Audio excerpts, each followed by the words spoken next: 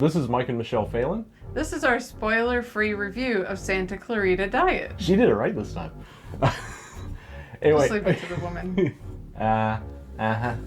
Anyway, because we're releasing this before the series officially becomes available on February 3rd, we're going to do a spoiler-free review, and then you can check out at 6 Cents. You can see our spoiler review on February the 3rd. That way you have time to binge watch it like we did one Saturday while our child was asleep, because it's not a very child-friendly show. You're going to want to binge watch it. It's a great show. Yeah. Oh, that was the review right there. All done. Great show. Number one. No spoilers. It's a great show. You should watch it. Anyway, the show stars Drew Barrymore and Timothy Olyphant as a couple, Sheila and Joel. They're a couple that are also real estate agents, living the very bland California life. You know, they have a kid, they have a nice house, they're not really doing anything. They're kind of in their comfort zone, like married couples kind of get into, where they That's don't... not necessarily bland. Well, I mean... What do you mean it's not bland? It's not necessarily bland. Maybe they were enjoying it. Oh, it was bland. It was bland white people stuff, like upper middle class white people boring stuff. And Drew Barrymore is, as the character of Sheila, she's also she is bland. I think she was the blandest one. She at was the very very beginning. uptight. Yeah, everything had to be regimented. At the very beginning, it was very. She had no ambition. She was just happy with just being just the wife, not giving Joel any sex. Just kind of like normal married life. Like married life, where you're totally joyless and sexless. Anyway, it's kind of hard not to spoil the first episode, because even in all the preview material that's currently out on social media and on YouTube, it does kind of tell you what happens, at least in the first episode. So we kind of do have to spoil that a little bit, and what happens to Drew Barrymore's character Sheila. Very early in the episode, she has a fainting fit. Is that what you call it? Fit? A fainting spell? A fainting episode? Oh yeah, whatever. It's not a fit. She passes out, and then in probably one of the best parts of the first episode is she vomits for like 5 minutes. Just nonstop during the show. I wouldn't say that was the best part. Maybe for you, because I was grossed out. It was not pleasant. Well, it was great because she was showing a house. Oh yes, and that was good. If our real estate agent had decided to just violently vomit, I probably would have bought the house anyway. Just to... As long as they cleaned it up first. No, not even that. Yeah. I mean, what? Yeah. It's body fluids. I don't think so. Yeah, the Drew Barrymore body's fluids. I'm really happy with it. Anyway. So she throws up a lot, and I mean a lot. If you're kind of grossed out by vomit, there's a lot of vomit. And what did happen next? Because we binged all the episodes all in one day, so it's kind of hard to remember the really minute details of singular episodes. If you've seen any of the previews out on social media, you're kind of going to get the gist of what happens after she vomits and becomes a undead person. Yeah, so that's the whole basis of the show. But what's really awesome is the writing. The writing is very witty. There's a lot of times that we were laughing. You know, my favorite line of the whole show was "Stay down, Gary." And when you see the episodes, you're gonna laugh. It's a lot of witty writing, and Joel is boring as all hell. I mean, he's just his character. You talk about Drew Barrymore being boring and blah. Come on, Joel was even worse. Well, that's because that was before she had her, whatever it is that happens to her, because it's not really explained what caused her to become what she became, which they never really totally tell us exactly what she became. She just became kind of a high functioning zombie, is the best way to put it. So she because of this change, she kind of loses her inhibitions. She becomes It's all very based ambitious. on your id. Yeah. You just are focused on those basic necessities. So she's totally unleashed after this happens, and poor Joel's pretty much Joel is seeing this all through our eyes as normal people. He is one of the few people that's grounded throughout the entire thing, and their daughter too. Yep. When you watch her daughter, it's like seeing teenage Thora Birch, like Thora Birch in Ghost World, that kind of Thora Birch. She's got the cynicism of a 30-year-old, but and she's totally cool with everything that's going on. She's like, oh, it means I can just do my own thing. I would have been totally happy with that if I had that kind of free reign as a teenager. No. Oh, mom's a zombie, dad's checked out. Screw it, I'm gonna set a guy's house on fire. It was, I mean, well, it takes place in current society, so the daughter is already well versed on what happens when people become a zombie, so... They like to have lots of sex? I don't remember that in The Walking Dead, unless Rick was doing something like we didn't see, we saw off camera. Him and Michonne just doing like Chinese... Basic necessities, you gotta get it on, a lot. Rick and Michonne just going at it with a zombie, just like a Chinese finger trap, just at both ends. Okay, anyway. And poor Joel. I felt bad for Joel through the whole series because he has to just react to everything that's going on. We can't tell you what happens throughout the entire series, but he is the point man for everything. All of the dirty deeds pretty much come down to Joel having to do them. And being that Joel's just kind of a burnout former failed rocker. I think that was what they were trying to go for, right? He was a failed rocker. Mm-hmm. So because there's not many of those in the world today. Not now. Yeah, so he just kind of just, it's like, okay, I'll do it because I love my wife, and he just gets fucking dumped on. Everything bad that could happen to you in a comedy show happens to poor Joel. Poor Joel. Poor Joel.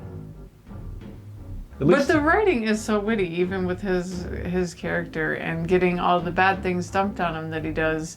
I mean, it's really comical. I mean, he's facing bad situations and he's like handling it as some crazy, I don't know, like social worker trying to explain a situation. Then all of a sudden he's just like, fuck it, I'm just gonna go another route and just do whatever.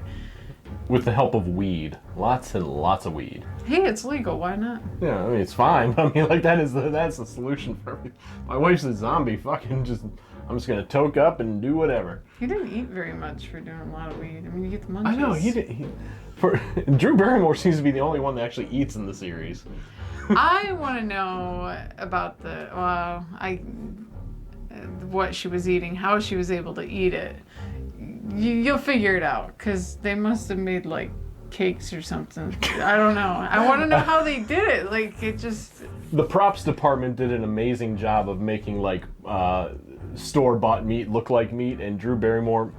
In the trailer for the series, you see her eating, like, meat right out of the package, uncooked, and it looked like your typical ground beef or ground chicken, or it looked more like ground turkey. It was kind of, like, really light pink. No, it was ground beef. Okay. You say so, but either way, it is not for someone with a weak stomach at all. You're gonna see some really fucked up shit.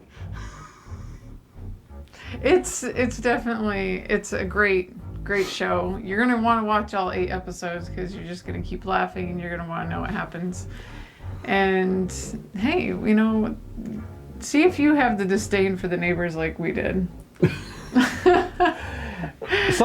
The show, though it tries to be slightly reality based, it's a kind of reality where no one hides their ambition. No one has subtext. Everyone's just like, this is the way I am. I'm going to speak the exact way I am. I'm not going to hide anything. So you're not going to have to worry about, is this the good person? Is this the bad person? No, you know right away who you're going to like and who you're going to hate. And those actors play up those characters perfectly. They go to the T of what that character is. If that character is going to be a scumbag, that character is played as a scumbag. There's no redeeming qualities to a person. even the... Though there is one, Loki, that just like comes back into the picture a whole completely different person than what you thought from the beginning when you first see him. And that's kind of fun. And that was a spoiler. No, it wasn't. Yeah, it was. There is a character. There is a character of Loki that's he's just a gangbanger, and it is kind of funny what does happen. We won't spoil what happens to him. See, that's not a spoiler. We're not gonna.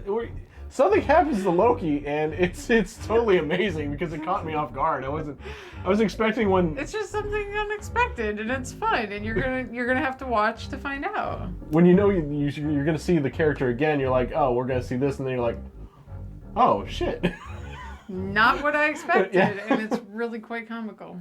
And even at the very end, you're not going to really know what's going to happen. It does keep you strung along on these little tropes that you see in comedy series and horror series. You're going to expect one thing, and it totally delivers on another. So don't set your expectations to really anything. Watch the show because it's unlike really any series that I've watched, especially on Netflix. Even it wasn't anything like Stranger Things, or I can't think of anything that it was exactly like. Fun. Like they totally tapped the whole zombie genre popularity with witty comedy, and that doesn't exist. And it could have gone like the route like Fido, but it didn't. It stayed away from the campy stuff, and just gave you like kind of a Judd Apatow style comedy, but with a lot fewer cameos. I was expecting more. Like even like Patton Oswalt has a cameo, but it was brief. Yeah, it was very brief. And I can't really think of the others. Like I can't remember. There's a woman that plays was she a state trooper? I don't know. Yes. Yeah. Yeah, she shows up. Or police or whatever. Police officer. Yeah, the cameos that you get, a lot of those people don't stay on for very long. So if you're going in thinking you're going to see like Patton Oswalt for several episodes, you're going to see these people very, very briefly. You get your main cast of Sheila and Joel and their daughter, pretty much the entire thing. Those are your three focuses, and their the daughter's neighbor boyfriend. kid. Yeah. The neighbor kid, he's great. He's fun. It plays up that whole awkward thing without being too stereotypical. I mean, he's a nerd. He's a nerd, and they play it for the way that the other characters were. But thank goodness he's a nerd, because he was very handy to have. Yeah, a nerd saved the day. Imagine that. Because they're smart. Yeah. Whatever. It's so hard to review it without spoiling it, because it is. There's so many things you want to go into. There's so many lines of dialogue, but if we go into them, it kind of spoils a lot of what happens. It's going to ruin it. Yeah. So what you really need to do is just get yourself a package of raw meat, sit down and watch it on February 3rd, and you'll be all set to go. Because remember, the family that slays stays together. Was that the tagline? Yes. I don't remember until I butchered it. That's horrible.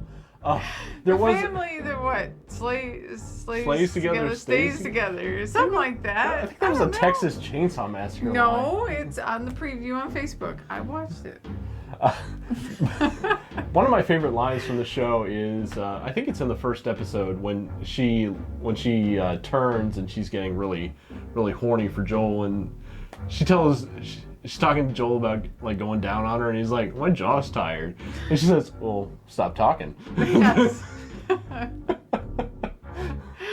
There are, like I said, tons of very comical lines. You're just gonna laugh a lot. I mean, thank God our daughter fell asleep early and we were able to just sit and enjoy it. So we couldn't be scumbag parents? Yeah, no. I don't think there was any nudity.